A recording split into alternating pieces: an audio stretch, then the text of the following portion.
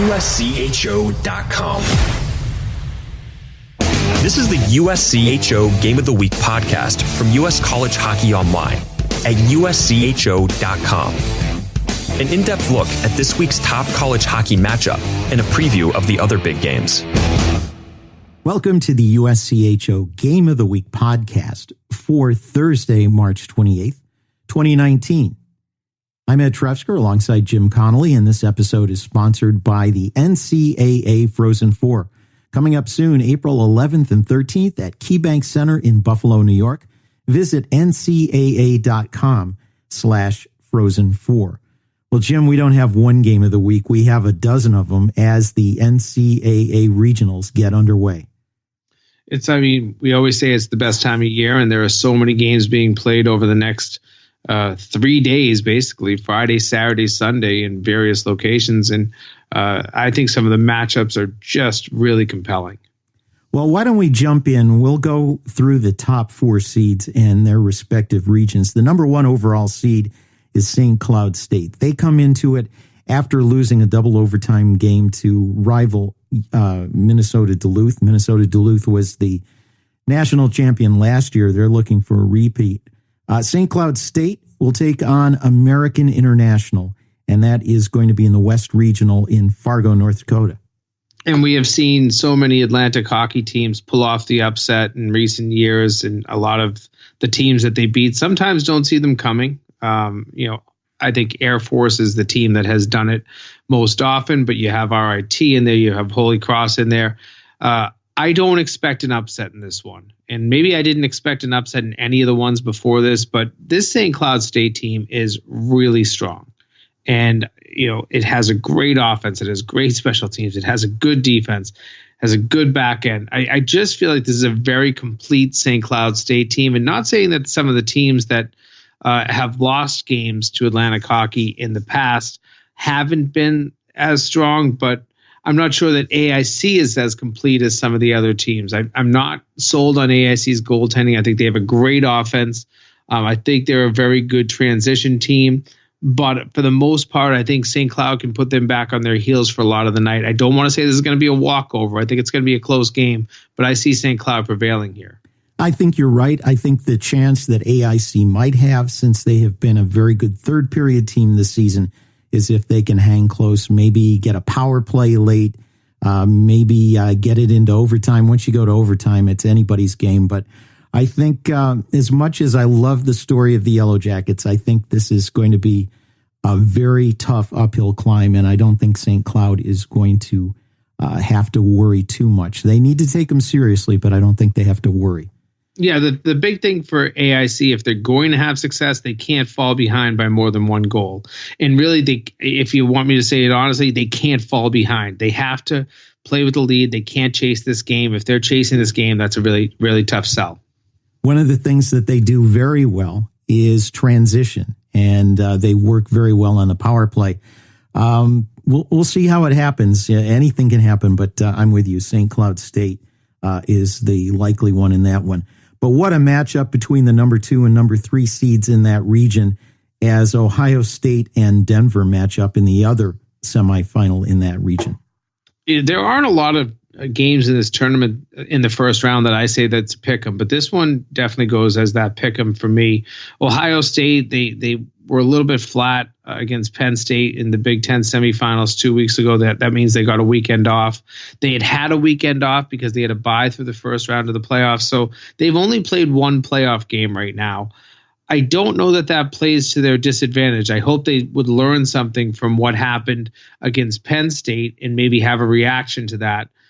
Denver, on the other hand, they've played a lot of games here in the postseason. They didn't get all the outcomes they wanted, obviously losing in the NCHC semifinal, then winning the consolation game. But, you look at this as just two very solid teams, well-coached teams that can get up and down the ice.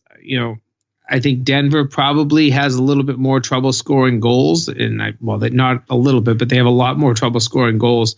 But they're a better defensive team. So this will be an interesting test to see which team can kind of impose their will. If this is a 2-1 game, I wouldn't bet against Denver. But if we get into one of the teams scoring 5 goals, I'm going to bet that's Ohio State. The thing that really concerns me about Ohio State is they're 2-5-1 in their last 8 games and had one game in the course of 27 days before this one. And you just cannot simulate playing a game. You can practice hard, but it's not the same as playing a game. And calling them rusty may be too much to say, but they may have to feel things out early on in that game. And if they have to do that against a Denver team that can score on them, if they end up down by a couple of goals early, that's going to be a dangerous place for the Buckeyes. So those first 10 minutes of that game are really going to be something to watch for with Ohio State, I think. Yeah, I agree with you there. And the fact that Denver is such an opportunistic scoring team, they can jump on you. They can. I saw a game earlier this year. I think they had 4 goals on 17 shots. And all 4 of those goals came on grade A's. But the other 13 shots in the game were not grade A's, because that's just how opportunistic they are. They are a good finishing team. They understand what it means to get to the net and close things out. And if they start their offense going, if they get rolling, they're a very dangerous team. The thing that is positive for both of those teams, though, is they are both experienced at being in the tournament. So there's going to be nothing wide-eyed about it. And you know what? Ohio State may even have the fans rooting for them, with a lot of North Dakota fans there, I assume, who already bought tickets to Fargo. They're rooting against their rival Denver Pioneers. Yeah, maybe some anti-Denver sentiment in the building could be very certain there. And the broadcast team on ESPN for that regional is a pair of terrific veterans, Clay Matvick and Dave Starman, and I'm certainly looking forward to hearing those two gentlemen call the game. I totally agree. Love both of them. They have been doing this for a long time. They've been in this industry. Dave Starman, nice to see him back in the booth. He's done so many consecutive tournaments from North Carolina, where they do their between period shows, but it's good to see him back in the booth. I'm sure he's happy to be there as well. Well, the next regional to look at has the number 2 overall seed, and that is Minnesota Duluth. They got the number 2 seed by virtue of winning the NCHC tournament over St. Cloud State. Had they lost, the Bulldogs would have been the 4th overall seed. They take on a team that is back in the NCAA tournament for the first time in 29 years, back when Jerry York was their head coach, and that is Bowling Green. And somebody pointed out to me, and I kind of missed the point, that the national title game when Bowling Green won it, the longest national title game of all time, was Bowling Green against Minnesota Duluth, which is that was a heavyweight tilt back then. I don't know that it's as heavyweight right now. I think Bowling Green's an excellent team. I think Duluth is solid. They have so much experience. There will be nothing that surprises this team. I don't know a lot of their weaknesses. They give up a lot of goals, but they score a ton of goals too. Their offense can just crank when it wants to. Scotty Sandelin has done a fantastic job coaching this team. Bowling Green, I think they might have a little bit more confidence had they won the WCHA title. And that was a very close game, obviously, last Saturday. But I feel like this game just should lean heavily toward Duluth. I've been wrong a billion times before trying to prognosticate this, but this is one of those games. I just love Duluth and everything that they're going to bring to the table. I agree with you. And, hopefully for the Falcons, they get that loss to Minnesota State out of their heads. If they are close late in the game, is that going to go through their heads if there's an extra attacker situation?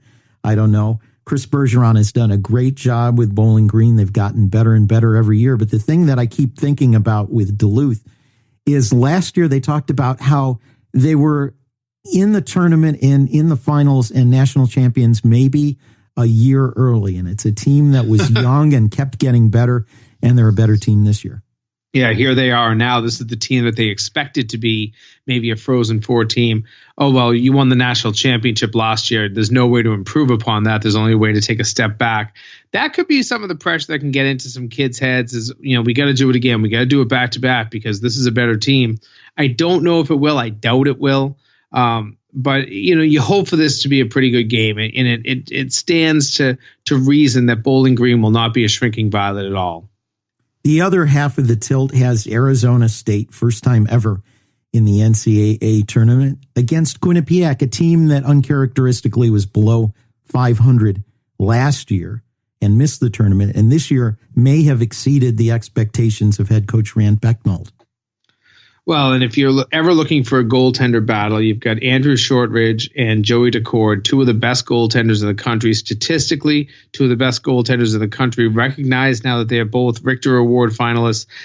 This has the potential to be, and I mean, when I say heavyweight, I mean heavy.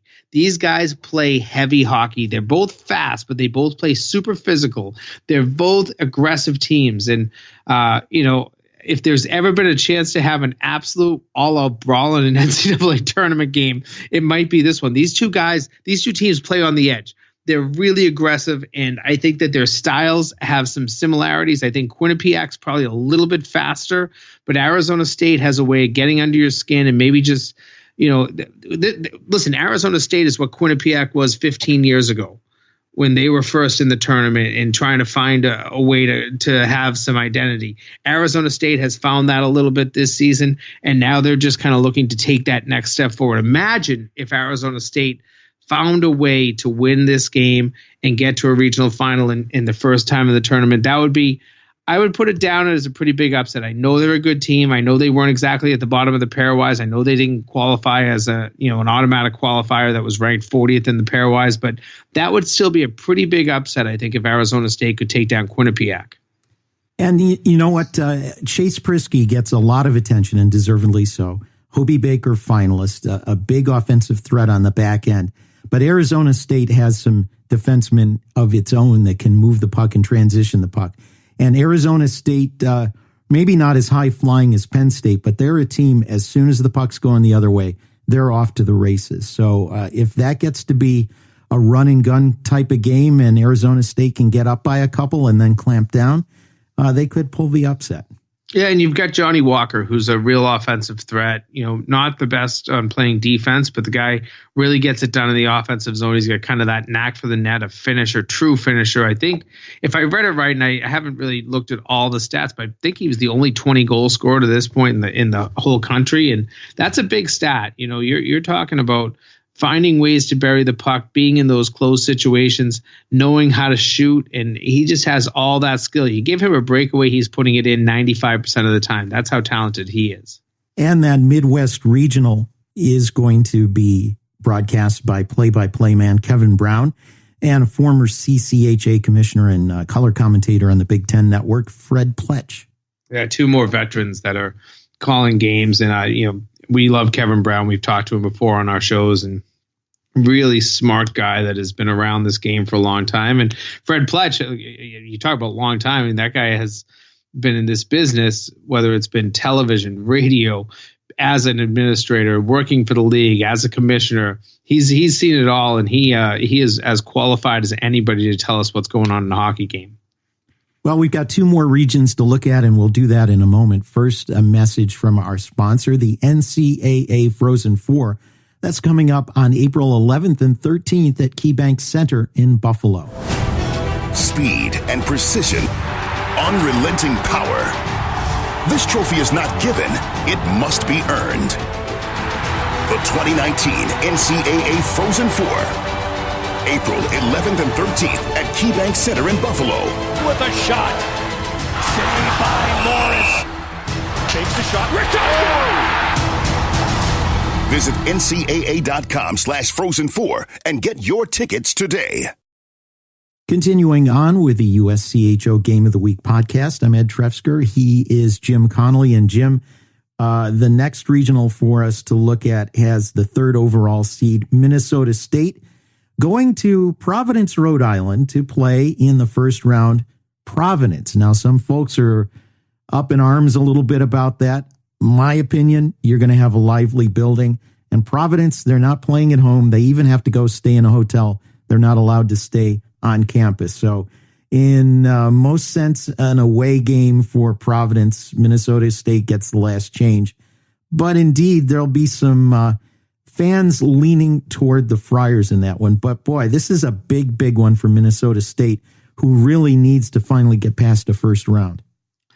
Yeah, I mean, this isn't like, going to North Dakota, going to Fargo, and Minnesota State's going to face an entire building that's against them. This is a 13,000 seat arena or so.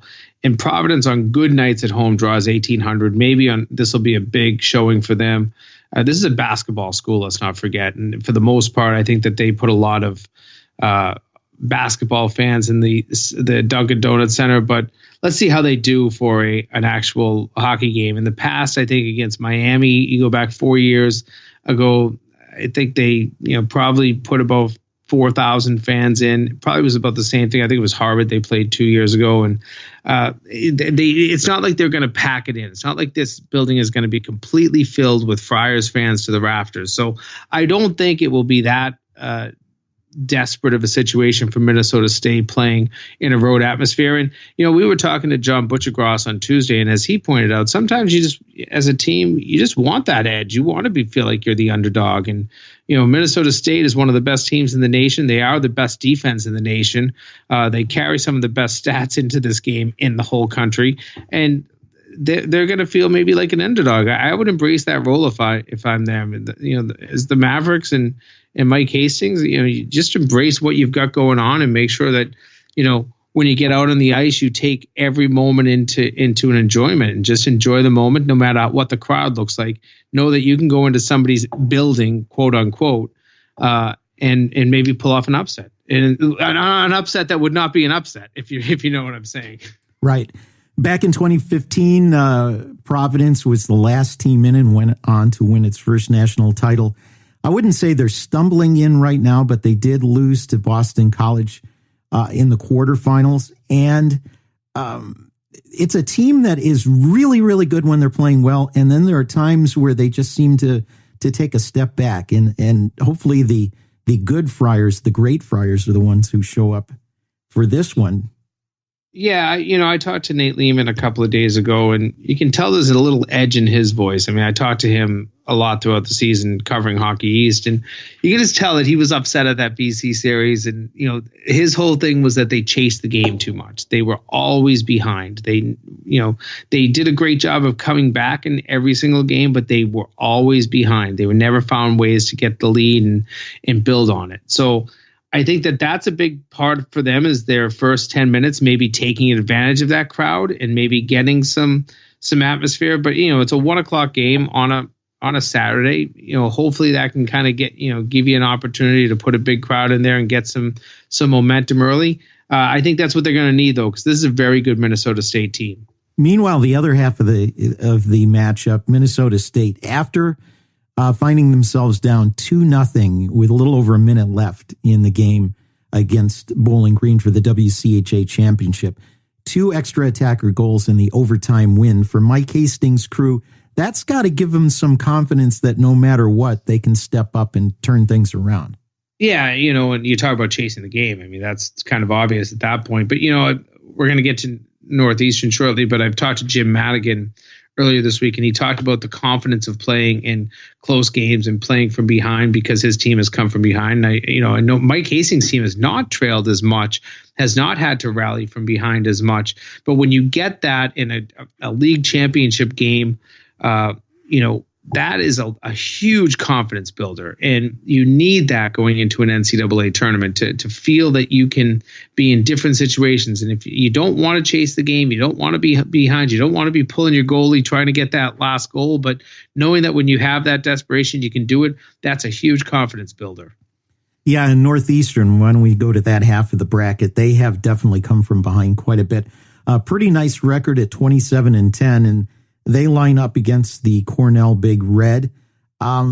This is another one where you've got a couple of great goaltenders who will face each other. Well, Galida for Cornell, we're not sure if he's going to go. They're supposed to give some more update either today or tomorrow. He was injured in the ECAC championship game, which would put McGrath in there, who's only, I think, started 7 games, I think, this season. So that would be a big question mark. And if Matt Galida does not go, then that's kind of one of those question marks that's going to loom over Cornell. Northeastern, obviously, Caden Primo, he is a workhorse, and he has played basically as many minutes as he possibly could for Northeastern this year, and he's done so successfully. He will be a finalist for the Richter. I thought he was slighted a little bit by not being a Hobie Baker finalist because he stole so many games this year.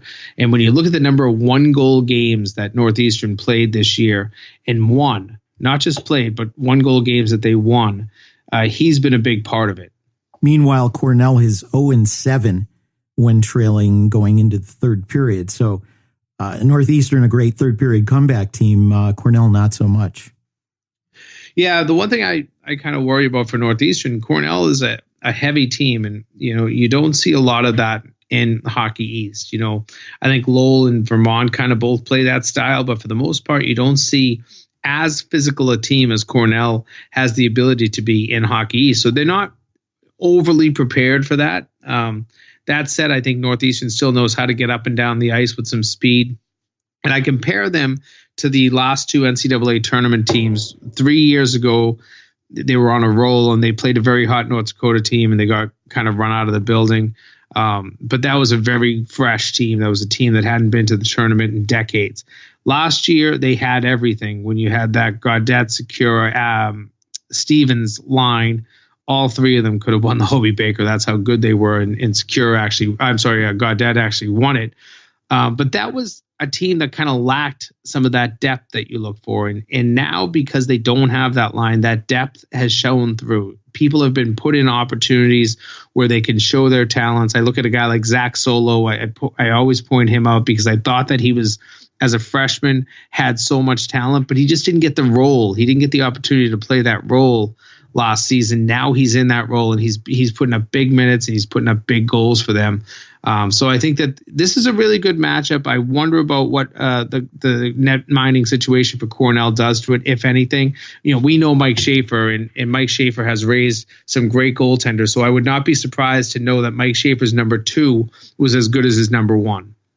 And broadcasting that East Regional are going to be Leah Hextall, the first woman to do an NCAA Men's Division I tournament, and she'll be alongside Billy Jaffe. I'm excited for that. Leah is a great person. I've worked alongside her at Nesson, and as I did Billy Jaffe, and they should work really well together. They've known each other for quite some time, and I think they'll have great chemistry together. Well, let's turn to the Northeast Regional, and that's where Massachusetts will be the top seed. They take on Harvard while Notre Dame has Clarkson. That UMass-Harvard matchup, boy, that is one that is tailor-made for good attendance in Manchester. It is. It should put a really good crowd in. That building has seen some of those good crowds when UNH has played in the past. I was actually watching a video from 10 years ago today when UMass upset North Dakota in that building on a last-second goal to tie it and then the overtime game winner to win it. And that crowd was unbelievable when you look at how rocking that building was, and as you can imagine. But Massachusetts travels very well. They did a great job at the Garden last week of putting a lot of fans in. And I think fans there were even maybe holding back, planning for where the regional would be, knowing that they'd be staying east and hopefully waiting to go to an NCAA tournament for the first time since I believe it's 12 years, 2007. So that should be a big faction. And then Harvard, they don't travel that great, but they will put enough fans in to make it a great atmosphere. And then the game itself, I feel like Massachusetts should have a big advantage here.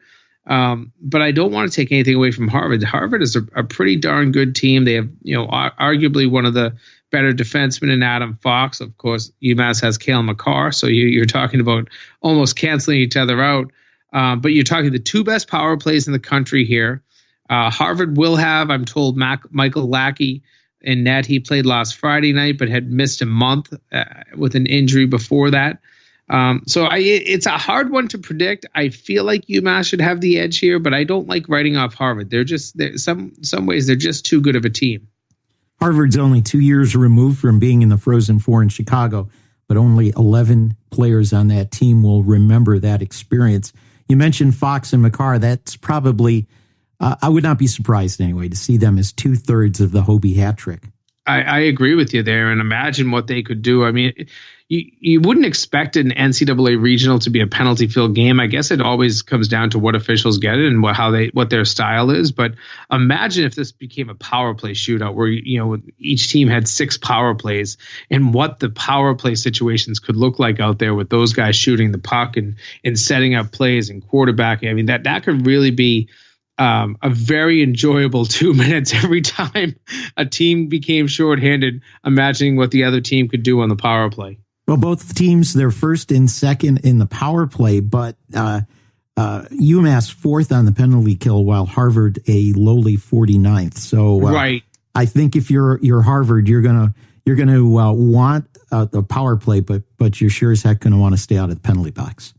Yeah, and that, when that UMass power play gets going, it's big, but they are a very good penalty kill team. They get back, they're very defensively responsible, and they're aggressive too. They make sure that they find their opportunities, maybe not to score shorthanded, but they know how to jump on you. As soon as you make a bobble with that puck, they're on you and they're clearing it out of the zone. I think that's what makes them a very good PK team. The other half of the bracket, Notre Dame and Clarkson, both led by coaches who work systems, work things that they want their players to do. They're very disciplined teams.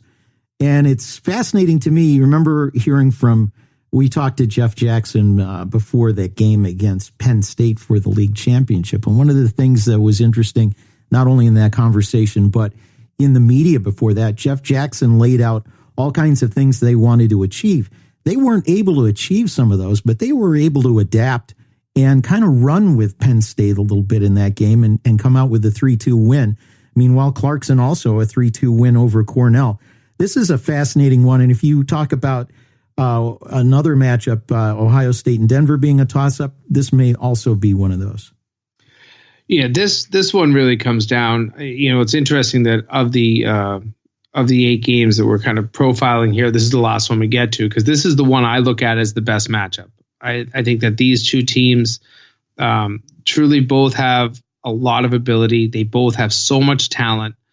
They've both been here. Obviously, Notre Dame has gone further with a couple of Frozen Fours back to back here, but they're going to be comfortable in the situation. As you said, they're kind of systems coaches, Casey Jones and Jeff Jackson. I look at this as one of the most difficult to handicap, but it's going to be the easiest to watch game. There's going to be speed in this game. There's going to be a lot of checking in this game. I think that there's going to be some good goaltending in this game as well. When you look at the two goaltenders, I look at this as one of, it should be, at least on paper, the best first round matchup. And folks that are up in Manchester watching that game on Friday night, that's your highlight game. That should be the game that everybody keeps their eye on, because this should be a tilt right down to the end. You mentioned goalies. Jake Keeley for Clarkson is one of the Richter finalists, and last year's Richter winner, Cale Morris, in the other net for the Fighting Irish. So I agree with you. That's going to be a fantastic tilt. I mean, talk about two great goaltenders, and they both move really well in the net. They both control their rebounds really well in the net. They have been very tough to beat over the last 2 seasons, both of them. Obviously, Morris did it last year. It feels like Keeley is able to do it this year. Both of those goaltenders really impressed me. And the broadcast team there, it's going to be a preview of the Frozen Four. You'll have John Buchagras alongside Barry Melrose. They're joined by Quint Kesnick and Colby Cohen, a whole quartet covering that regional. Yeah, and I'm interested. Colby Cohen is an old buddy of mine from working together with him at Nesson, and I'm interested to see what it's like having, the NHL style broadcast where you have somebody between the benches able to kind of look at the game from that angle and just call the game and really give opinions from that angle. He'll do a great job down there. What I really like about Colby is he's not cookie cutter. He's pretty fresh, and yes. and it's fun to listen to him talk about the game. I 100% agree there. He does a great job, as do John and Barry. And I always try to give a shout out to John, because that is a man who gives so much of his time to college hockey. He loves this sport. As he said on Tuesday night, this is his favorite time of year. And you know what? For Melrose, he's become a convert to the college game. He really has. He likes the style. Obviously, he gets to see, he gets to at least call more of these games than he does at the pro level. Besides the World Cup of hockey, there really hasn't been an opportunity for him to see that. And I think he enjoys the game. He will look at him and some of the events we do with them at the Frozen Four, and he's always right in the middle of it, really enjoying every moment. And I think the energy that college hockey sometimes brings and the players bring could convert anybody. And by the way, you mentioned that at the Frozen Four. The Friday at the Frozen Four, Buccigross and Melrose at 716 at Harbor Center. They'll be live there and also live on USCHO Spotlight as we broadcast Spotlight live from Buffalo. Just give you a preview on that. Anyway, some great hockey coming up this weekend. Jim, any final thoughts? I just say enjoy it all. This is just such an enjoyable time of year. All 16 teams hopefully walk into these venues with a lot of hope. And in a few weeks from now, we're going to crown a national champion. And that is, this is the ultimate time of year. Every team hopes to be here. Only 16 are. And I know that they're all going to have fun. So why not let the fans have some fun too? Well, I know I'll be having some fun. I'm going to try to keep track of all the games on multiple screens, and I'll be manning the editor's desk on Saturday night at USCHO. So I'll be keeping my finger on all 4 regionals. For Jim Connelly, I'm Ed Trefzger, and we'll catch you next time. This has been the USCHO Game of the Week podcast, a production of U.S. College Hockey Online. Visit uscho.com/podcasts to listen or subscribe.